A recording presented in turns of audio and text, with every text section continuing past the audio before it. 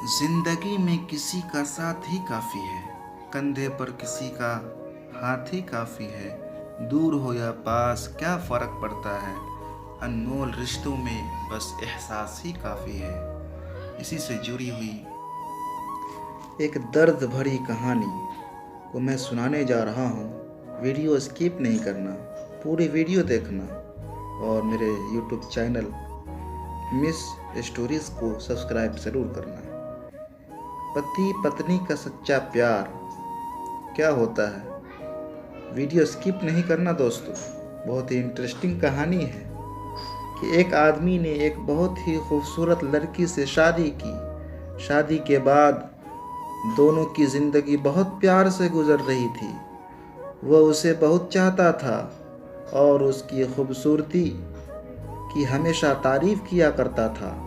लेकिन कुछ महीनों के बाद लड़की चर्म रोग स्किन डिसीजेस से ग्रसित होकर और धीरे धीरे उसकी खूबसूरती जाने लगी।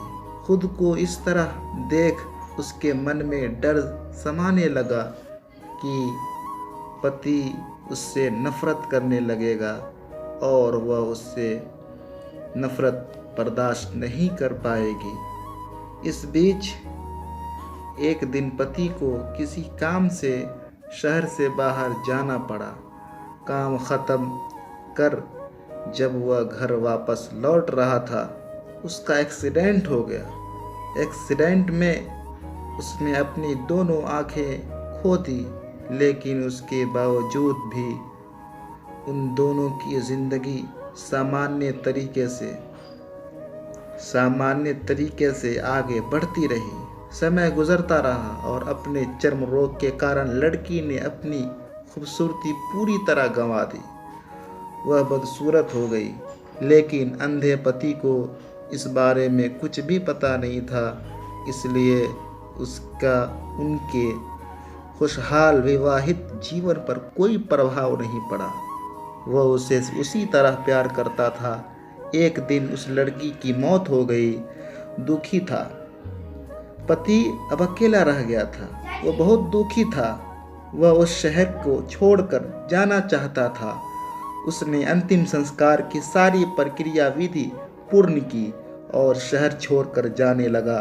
तभी एक आदमी ने पीछे से उसे पुकारा और पास आकर कहा, अब तुम बिना सहारे के अकेले कैसे चल पाओगे?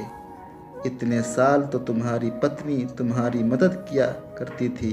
पति ने जवाब दिया, दोस्त, मैं अंधा नहीं हूँ, मैं बस अंधा होने का नाटक कर रहा था, क्योंकि यदि मेरे पत्नी को पता चल जाता कि मैं उससे बदसूरती देख सकता हूँ तो यह उससे उसके रोग से ज़्यादा दर्द देता। इसलिए मैंने इतने साल अंधे होने का दावा किया, नाटक किया। वह बहुत अच्छी पत्नी थी, बस उसे खुश रखना चाहता था मैं।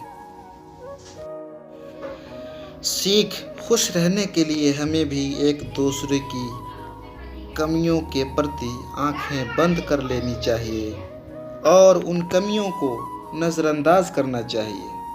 तभी ये आगे ज़िंदगी की पटरी चलेगी, वरना